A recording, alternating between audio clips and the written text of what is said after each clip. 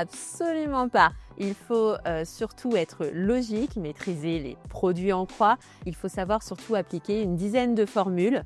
Le fait d'être un expert scientifique n'est pas nécessaire. Pas nécessairement, cependant ça peut être un atout et les formateurs sont là pour enseigner la méthodologie et le contenu. Non. Pourquoi aujourd'hui dans la plupart de nos formations, hormis les BTS, l'anglais n'est plus exigé, ou en tout cas n'est plus évaluable. Par contre, ça peut être réellement un atout sur le fait d'être en Normandie, où nous pouvons avoir une population anglo-saxonne en termes de clientèle.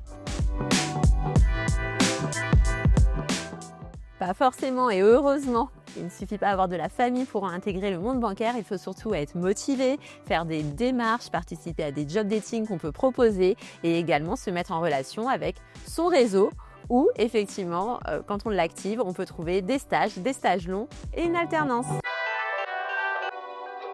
Il faut être ouvert, curieux, à l'écoute des clients et oser discuter, échanger.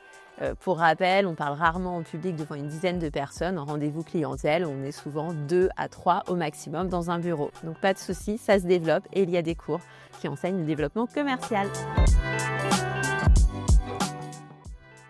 Le taux d'employabilité est un des meilleurs du marché à la sortie de nos diplômes. En termes d'employabilité au sens large, il y a tellement de secteurs sur lesquels on peut exercer et même si demain on ne travaille pas en banque, il faut savoir que vous serez reconnu pour votre expertise. Si vous souhaitez envoyer valser tous les préjugés que vous aviez concernant l'intégration du monde bancaire ou assurantiel, n'hésitez pas à nous contacter, on vous attend avec plaisir. Les inscriptions sont toujours ouvertes pour la majorité de nos formations.